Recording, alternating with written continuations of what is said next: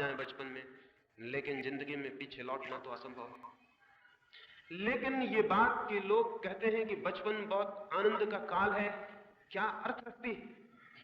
ये देखने में बहुत अच्छी मालूम पड़ती है, ये बात बहुत गलत और बहुत खतरनाक है। इस बात का ये मतलब है कि बचपन के बाद जिंदगी रोज ज्यादा से ज्यादा दुखी होती चली जाती। होना तो चाहिए था उल्टा। होना तो ये चाहिए था कि बचपन के बाद जिंदगी रोज रोज ज्यादा खुशी और आनंद से भरती जाती, क्योंकि बचपन तो है शुरुआत। बुढ़ापे के अंतिम दिन सर्वाधिक आनंद के और शांति के और संगीत के दिन होने चाहिए थे, क्योंकि जीवन विकसित हो रहा है। अगर जीवन विकसित हो रहा है तो बचपन तो शुरुआत है, प्रारंभ है, बुढ़ापा पूर्णता है। तो बुढ़ापे में आनंद, बुढ़ापे में उपलब्धि, बुढ़ापे में ऐसा लगना चाहिए था कि हम जीवन जिए और हमने कुछ पाया।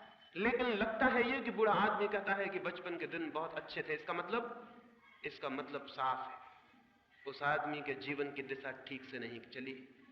उसने जीवन की कला को नहीं जान पाया, वो जीवन कैसे विकसित हो इसके रहस्य को नहीं समझ पाया, वो उन सूत्रों को नहीं पहचान पाया जिनके द्वारा जीवन निर्मित होता, कुछ उपलब्ध होता, कोई संपदा मिलती। लेकिन ये सबके साथ सच है, तुम अभी छोटी हो, लेकिन तुम्हें अभी भी इस बात की खबर मिलनी शुरू हो गई होगी कि बचपन के दिन अच्छे थे। अगर तुमको ऐसा लगने लगा हो तो तुम समझ लेना कि तुम्हारी जिंदगी गलत रास्तों पर चलनी शुरू हो गई।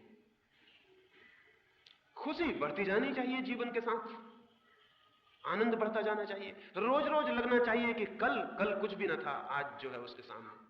हर दिन जब आए नया दिन तो वो और बड़ी खुशी और बड़ा संगीत और बड़ा सौभाग्य लेकर आना चाहिए। तभी तुम समझना कि तुम्हारा जीवन ठीक दिशा में चल रहा है। नहीं तो जीवन तो एक पतन हो गया। बचपन में थी खुशी और बुढ़ापे में दुख, तो जीवन तो एक पतन हो गया, विकास नहीं, नीचे गिरना हो गया, ऊपर उठना नहीं। ये तो बड़ी आश्चर्य की बात है, और ये इतनी आश्चर्य की बात भी हमें दिखाई नहीं पड़ती है। पहली बात, जीवन केवल उनको मिलता है, जीवन के आनंद को केवल वे ही उपलब्ध होते हैं जो जीवन की कला को, आर्ट ऑफ लिविंग को सीख पाते हैं। तो ही सार्थकता मिलती है, और नहीं तो सब व्यर्थ हो जाता है। मनुष्य पैदा तो बहुत होते हैं, लेकिन जीवन को बहुत थोड़े से लोग जान पाते हैं। कौन से रास्ते हैं जिनसे जीवन जाना जा सके और पाया जा सके? पहली बात, बिल्कुल आधार में, बुनियाद में जो बात जाननी जरूरी है वो ये, जो मैंने जड़ों के संबंध में कही। जीवन की कला सबसे पहले जीवन की जड़ों को जानने की कला है। ये जानना जरूरी है कि मेरे जीवन का केंद्र कहां है, जहां से प्राण शक्ति पाते हैं। वो कहां है? वो बाहर है या भीतर? वो मेरा शरीर है या शरीर से भी कोई और गहरी चीज? कहां से मेरा जीवन प्राण पाता है, कहां से शक्ति पाता है, कहां से मेरे जीवन का सारा आधार है? निश्चित ही, जैसा मैंने कहा, अगर हम किसी वृक्ष के पास जाएं तो जड़ें दिखाई नहीं पड़ती। जड़ें तो जमीन के भीतर छिपी होती हैं। क्यों छिपी होती हैं जमीन के भीतर, कभी सोचा? जमीन के भीतर इसलिए छिपी होती हैं कि जीवन का जो भी काम है, जीवन की जो भी प्रक्रिया है, जीवन की जो भी रहस्यपूर्ण विकास की गति है, वो सब मौन, शांत, एकांत में कार्य करती है। अगर हम किसी आदमी को 10-5 दिन न सोने दें, वो पागल हो जाएगा। क्यों? क्योंकि जीवन की जो भी गति थी, स्वास्थ्य का जो भी क्रम था, वो सब नींद में काम करता था। जब आदमी सोया हुआ था तब उसके सारे प्राण काम में संलग्न हो जाते थे। एक आदमी को हम जगा रखें 15 दिन तक, वो पागल हो जाएगा, और ज्यादा दिन जगा रखें वो मर भी जा सकता है, आत्महत्या भी कर ले सकता है। चीन में पुराने दिनों में आदमी को सजा देते थे, तो सबसे बड़ी सजा यही थी कि उसको सोने न दिया जाए, उसे जगाए रखा जाए। 2 सिपाही खड़े रहेंगे 24 घंटे और उसको जगाते रहेंगे, उसको खीलियों से छेदते रहेंगे ताकि वो सो न पाए। और 2-4 दिन के भीतर ही वो इतनी असह्य पीड़ा अनुभव करने लगता था, चिल्लाने लगता था, पागल हो जाता था, सिर दीवारों से फोड़ने लगता था। मौत से भी ज्यादा पीड़ा उसे झेलनी पड़ती थी। क्या हो गई तकलीफ?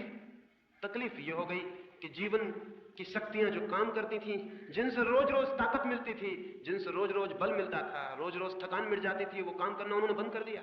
क्योंकि उनके काम करने के लिए जरूरी था कि सब मौन हो जाए, शांत हो जाए, चुप हो जाए, सब सो जाए। उस अंधेरे में, उस मौन में, उस साइलेंस में वे शक्तियां अपना काम करती हैं। बच्चा मां के पेट में बड़ा होता है, दिखाई नहीं पड़ता, अदृश्य जड़ें जमीन के भीतर छिपी होती हैं, दिखाई नहीं पड़ती हैं और काम करती रहती हैं। हमारे शरीर में 24 घंटे जीवन काम कर रहा है, हमें पता भी नहीं चलता। खून बह रहा है, हड्डियां बन रही हैं, मांस बन रहा है। तुमने खाना खा लिया है, वो अंधेरे में जाके पच रहा है, खून बन रहा है, मांस बन रहा है। सारा जीवन अंधेरे में मौन काम कर रहा है। एक एक आदमी के शरीर के भीतर इतनी बड़ी फैक्ट्री काम कर रही है कि अगर वो शोरगुल करे तो दुनिया में जीना मुश्किल हो जाए। अब तक आदमी कोई फैक्ट्री नहीं बना सका जिसमें रोटी से खून बन सके, जिसमें हम रोटी डालें और खून तैयार हो जाए, जिसमें हम घास डालें और दूध बन जाए, जिसमें हम कुछ चीजें डाल दें और हड्डियां तैयार हो जाएं। अब तक हम तैयार नहीं कर पाए, हम नहीं तैयार कर पाएंगे, क्योंकि जो भी हम तैयार करेंगे वो इतना ऊपर और साफ होगा। और जिंदगी के काम के लिए इतना चुप, इतना मौन, इतनी सीक्रेसी चाहिए, इतनी गुप्तता चाहिए कि उसका किसी को पता भी ना चले। तुम्हें शायद ये भी पता नहीं कि सारे जगत में तुम्हें जहां भी जीवन काम करता हुआ दिखाई पड़ रहा है, उसे चाहे जीवन कहो चाहे परमात्मा कहो, वो बिल्कुल मौन और अंधेरे में खड़ा हुआ काम कर रहा है। लोग कहते हैं परमात्मा कहां है, वे परमात्मा को सामने देखना चाहते हैं। छोड़ दें परमात्मा को, पूछें किसी से जीवन कहां है, तो जीवन भी कहीं खोजने से न मिलेगा। जीवन भी मौन, जड़ों में, अंधेरे में काम कर रहा है, चुपचाप।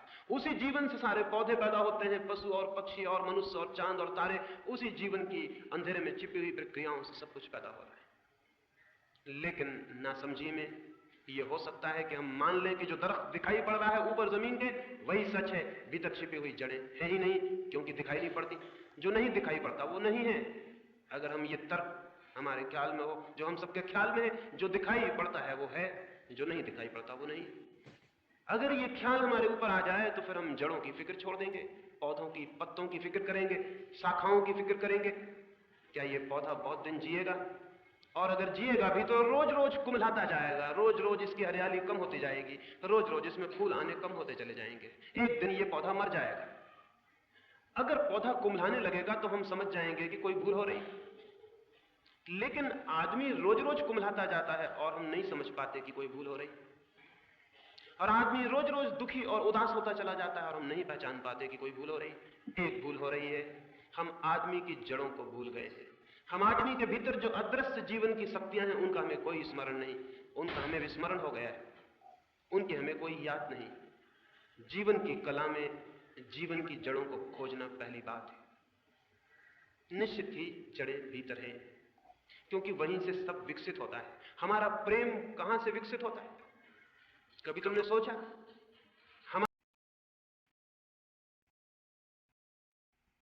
हमारा चिंतन कहां से जन्मता है? तुमने कभी सोचा हमारी सारी शक्ति कहां से आती है? कभी तुमने ख्याल किया? भीतर से। एक दिन अचानक हमारे भीतर विचार का जन्म होता है, प्रेम का जन्म होता है। हमारे भीतर से कुछ उठता है और बाहर की तरफ फैलता चला जाता है। जीवन भीतर से बाहर की तरफ है, लेकिन हमारी सारी शिक्षा, हमारा सारा समाज, हमारी सारी संस्कृति बाहर से भीतर की तरफ। हम क्या कर रहे हैं अपने विद्यापीठों में, अपने स्कूलों में? कुछ ज्ञान बाहर से भीतर डाल रहे हैं, कुछ बातें सिखा रहे हैं, सीख लो। बाहर से डाली जा रही हैं बातें और भीतर हम उन्हें इकट्ठा कर रहे हैं।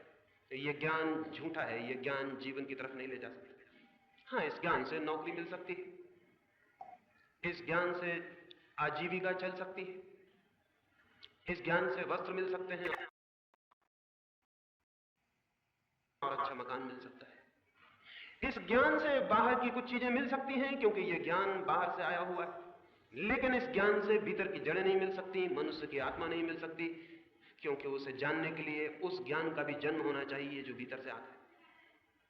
इसलिए आदमी एक तरह के बहुत असंतुलित दशा में खड़ा हो गया है। उसका जड़ों से संबंध टूट गया है, वो अपनी ही रूट से टूटा हुआ है, अपनी ही जड़ों से उसका कोई वास्ता नहीं। क्या करें, कैसे हम अपनी जड़ों को खोज पाएं? और अपनी जड़ों को खोज लेना ही आत्मा को खोज लेना है। धर्म का यदि कोई अर्थ है तो यही कि व्यक्ति अपनी आत्मा को कैसे खोज ले। और आत्मा से मतलब है जीवन की जड़ें, जहां से हमारे जीवन के पौधे में सारी शाखाएं निकलती हैं, उस जगह को हम कैसे खोज लें। और अगर हम उसे खोज पाएं तो हमारा आनंद प्रतिदिन बढ़ता चला जाएगा और हमारे जीवन की हरियाली बढ़ती चली जाएगी और हमारी खुशी बढ़ती चली जाएगी। मृत्यु के क्षण में जाकर हम परिपूर्ण जीवन तक पहुंच जाने चाहिए। मरते वक्त आदमी उतना आनंदित होना चाहिए जितना कभी न था।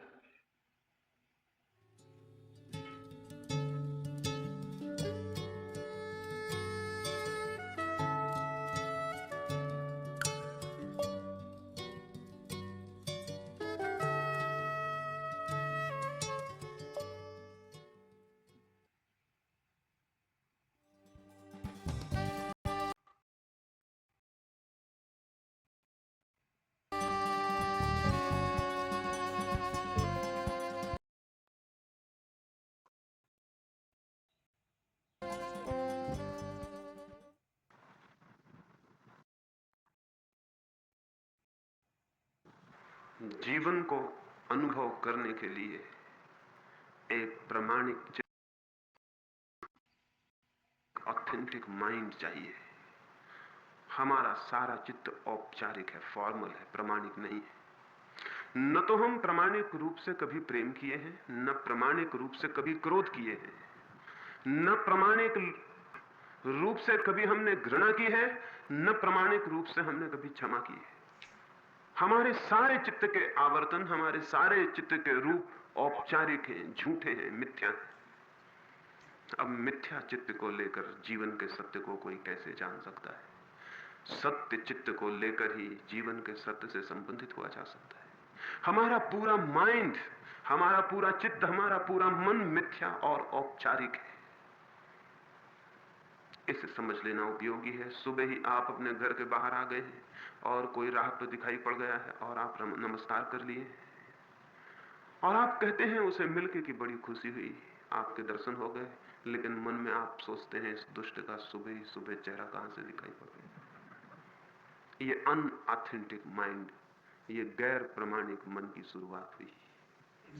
24 घंटे हम ऐसे दोहरे ढंग से जीते हैं तो जीवन से कैसे संबंध होगा?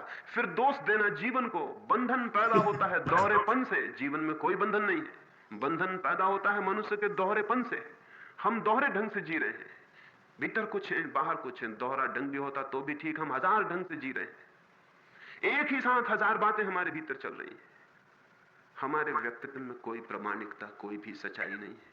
सारा व्यक्तित्व झूठ मालूम होता है।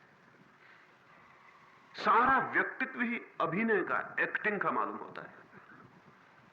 किसको धोखा दे रहे हैं? लेकिन आप किसके सामने ये अभिनय चल रहा है? किसी और को धोखा नहीं होगा।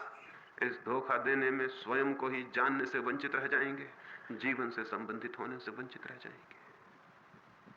सब तरह का धोखा है जो आदमी दे रहा है। सबसे गहरा धोखा मन के तलों पर है, जहां हमारी कोई भी चीज सच नहीं रह गई है। कभी आपने सच में ही किसी को प्रेम किया है? समझदार लोग कहते हैं प्रेम ना समझ करते हैं। समझदार लोग प्रेम की बातें करते हैं, अभिनय करते हैं, प्रेम वगैरह कभी नहीं करते।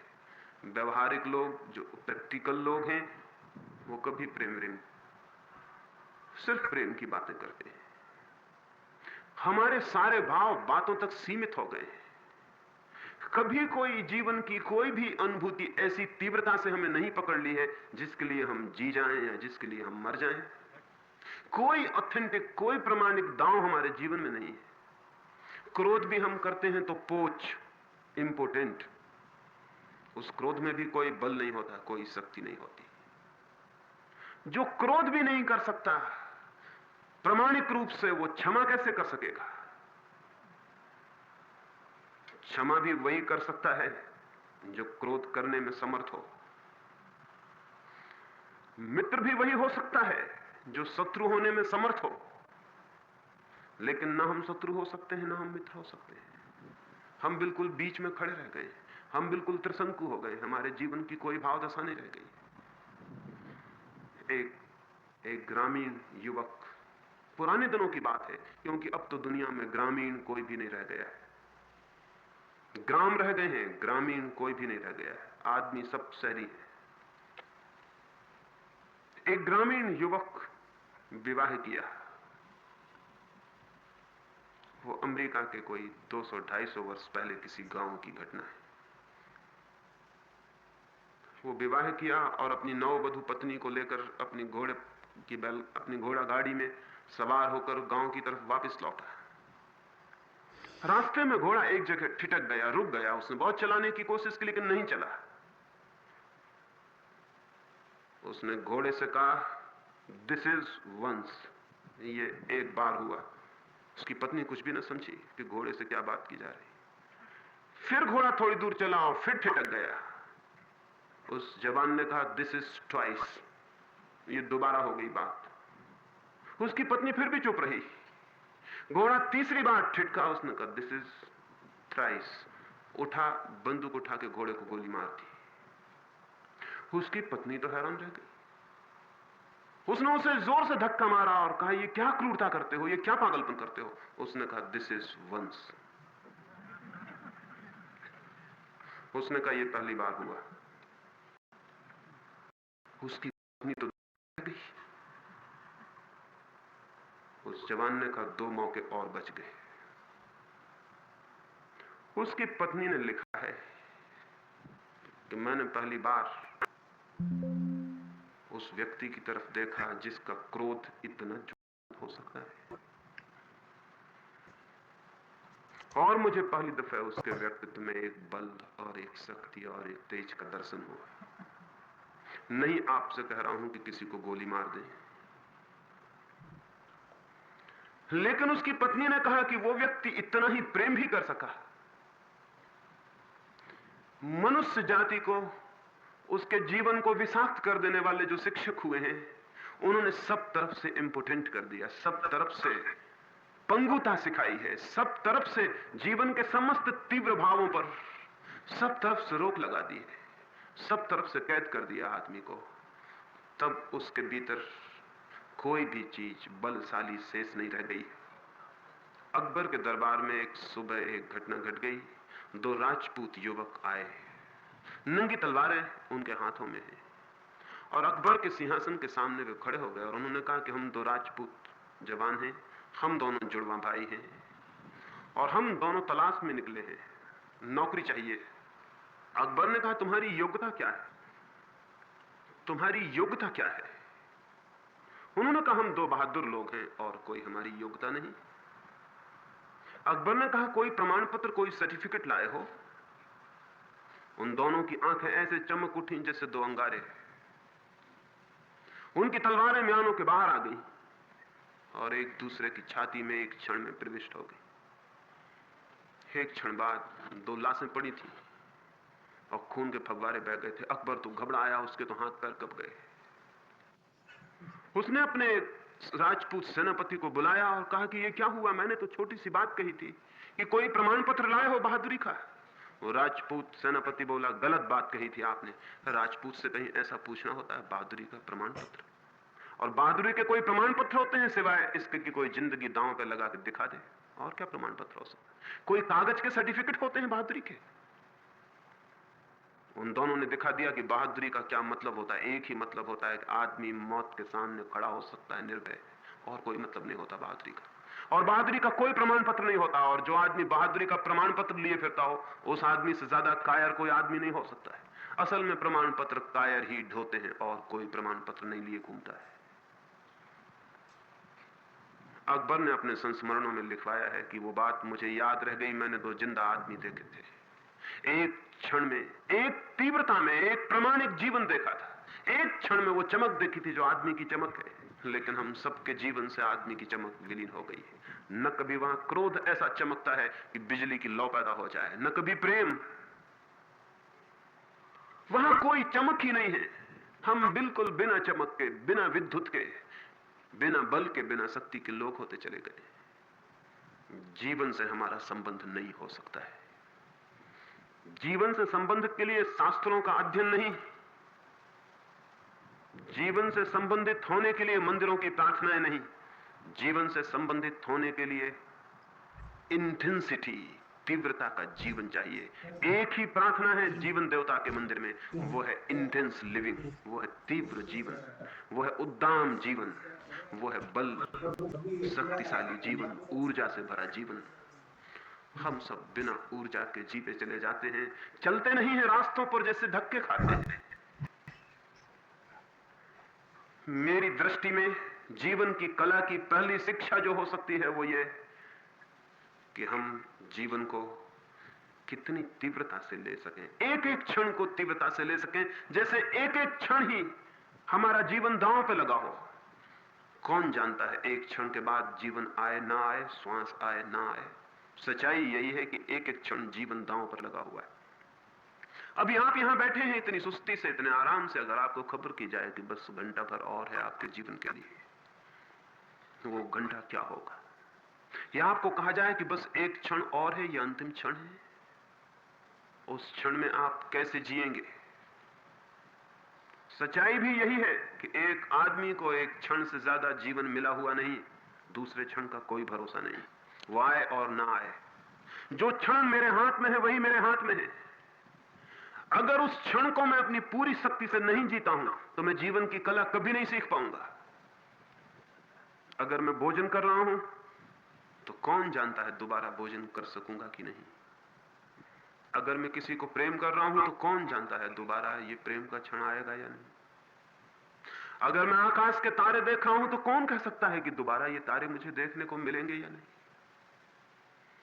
तो एक ही बात हो सकती है जीवन की कला की, पहला सूत्र यही हो सकता है कि जो भी मैं कर रहा हूं, जिस क्षण से भी मैं गुजर रहा हूं, जो भी मैं हूं, वो मैं समग्रता से हो जाऊं, वो मैं पूर्णता से हो जाऊं, वो मेरा टोटल, वो मेरे समग्र जीवन का केंद्रित अणु बन जाए, क्योंकि उसके बाहर का कुछ भी पता नहीं है, उसका कुछ भी पता नहीं है। आज रात जब आप सोएं तो कौन सा पता है कि कल सुबह आप उठेंगे। तो फिर आज रात पूरी तरह सो लें, क्योंकि दोबारा सोना आएगा कि नहीं कहा जा सकता। और अगर मित्र को विदा देने गए हैं तो ये विदा इतनी संपूर्ण हो, इतनी परिपूर्ण कि कौन जाने ये मित्र दोबारा मिलेंगे कि नहीं। लेकिन हम ऐसे ढीले ढाले जीते हैं कि वहां हमारे जीवन में क्षणों की तीव्रता का कोई बोध ही नहीं है, कोई स्पष्टता ही नहीं है। हम ऐसे जीते हैं जैसे हमेशा जीने को है। हम ऐसे जीते हैं जैसे सुस्ती से और आहिस्ता से, जैसे जीवन एक लेजीनेस है, एक आलस है, एक प्रमाद है।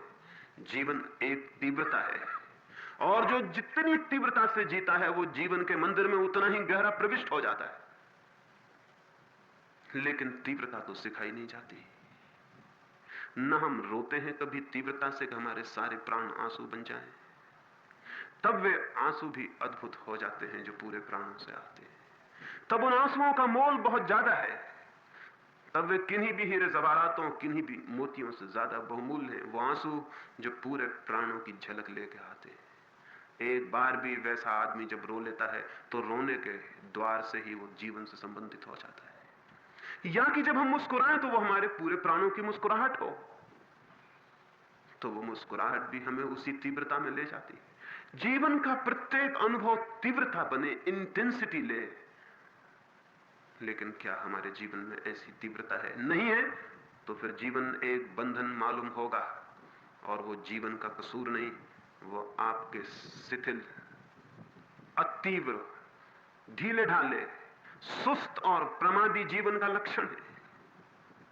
वो आप जीना नहीं सीखे, इस बात का सबूत है।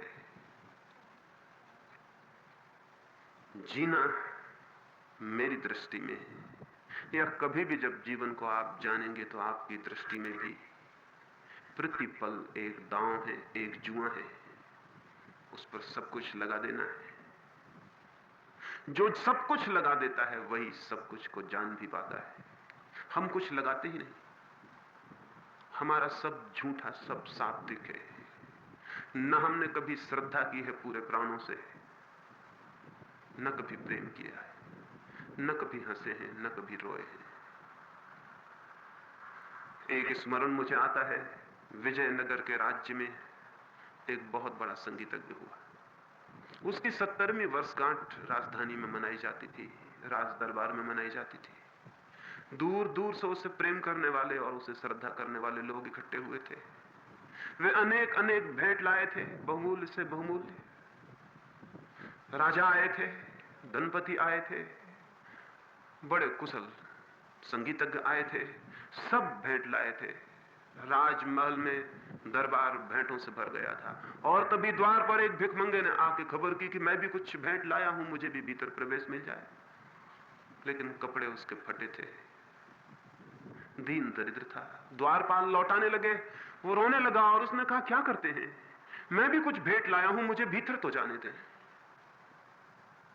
लेकिन भिखमंगे को कौन भीतर आने दे? लेकिन उसकी आवाज, उसका रोना, उसका चिल्लाना भीतर तक पहुंच गया। संगीतज्ञ को खबर मिली, उसने कहा कि जरूर आ जाने दे, जो भी वो लाया है, भिखमंगा ही सही, भेंट तो प्रेम की होती है, जरूर कुछ लाया होगा। वो भिखमंगा ज्यादा उम्र का नहीं था, मुश्किल से 40 वर्ष उसकी उम्र थी। वो द्वार में आया, हजारों लोग राज दरबार में थे, वो भीतर लाया गया। वो संगीतज्ञ के चरणों में झुका और उसने कहा कि हे परमात्मा, मेरी शेष उम्र संगीतज्ञ को दे दो। और उसी क्षण उसके प्राण निकल गए। उसी क्षण उसके प्राण निकल गए। ये ऐतिहासिक घटना है, कोई कहानी नहीं है। वे हजारों लोग खड़े रह गए दंग। ऐसी भेंट न तो कभी देखी गई थी, न सुनी गई थी। लेकिन पूर्णता के क्षणों में भी, पूर्णता के क्षणों में ही ऐसी संभावना घटित हो सकती है।